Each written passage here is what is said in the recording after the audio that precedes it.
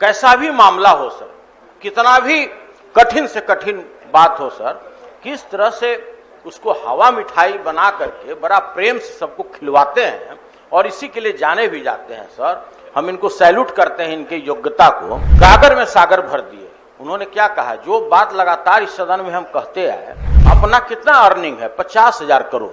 पहले भी जो हम लोगों का जो चल रहा था बिहार हजूर, पुल बने, पुलिया बने, रोड बने, इस तरह का झुनझुन्ना बिहार वासियों 13 करोड़ जनता को ठगा गया है महोदय।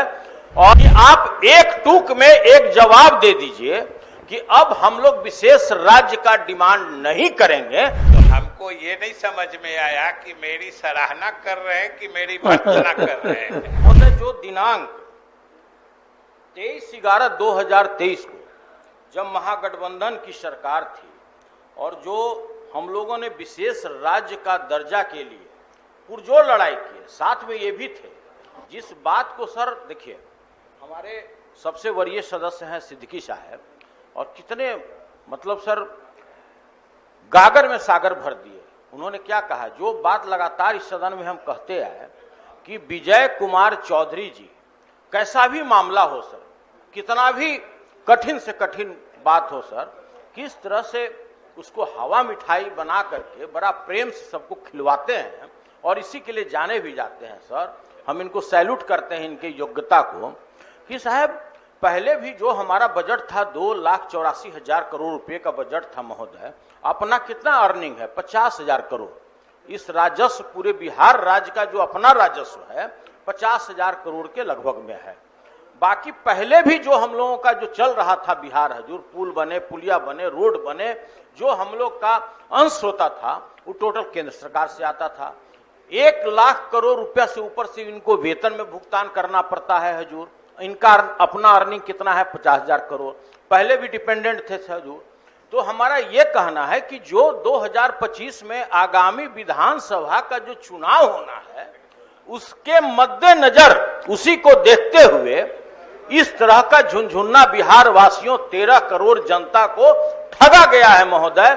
और हम जो भी दे, बिहार राज्य में जो भी विकास हो, 10,000 करोड़ दें, 1 लाख करोड़ दें, हम लोग उसका स्वागत करते हैं। हम लोग कदम से कदम मिलाकर चलने वाले लोग हैं।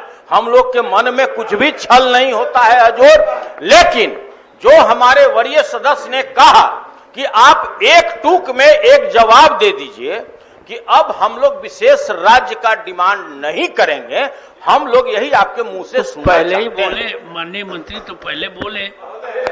सभापति महोदय, शायद आप लोग सुने नहीं। सभापति महोदय, हम तो सुनील बाबू को धन्यवाद देते हैं, जो मेरे संबंध में उन्होंने जो कहा, तो हमको ये नहीं समझ में आया कि मेरी सराहना कर रहे हैं कि मेरी भर्त्सना कर रहे हैं।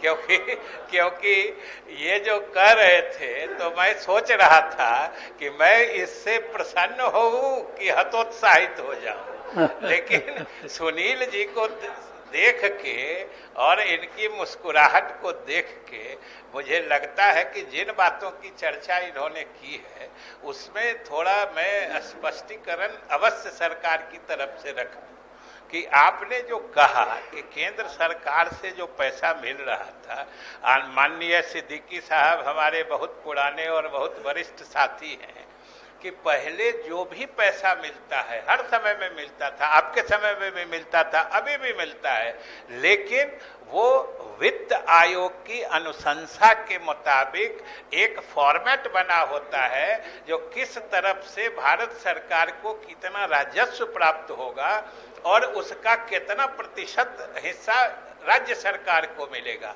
महोदय, वो तो एक अलग चीज है, और उसमें बिहार सरकार को 1 लाख, 1.25 लाख करोड़ रुपए की राशि हर साल, हर बजट वर्ष में मिलती रही है, अलग अलग तरीके से, अलग अलग क्षेत्र में।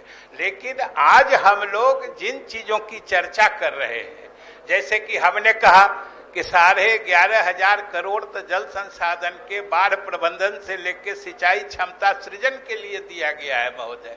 कई एयरपोर्ट विकास के लिए दिया गया है, 26,000 करोड़ एक्सप्रेस हाईवे बनाने के लिए दिया गया है।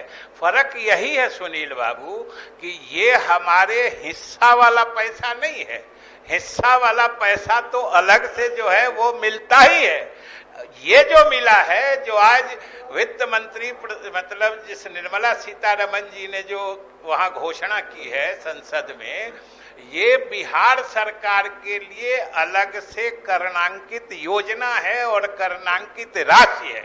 इसलिए हम ये कहेंगे कि आप लोग भी, ये अच्छी बात है, आपने भी कही, सिद्दीकी साहब जरूर सराहते हैं इस बात को, कहा कि हम मानते हैं कि आप भले बोलते कुछ हैं, बोलने में राजनीति होती है, लेकिन दिल आपका भी बिहार के विकास के लिए ही धड़केगा और प्रधानमंत्री को जरूर धन्यवाद दीजिएगा।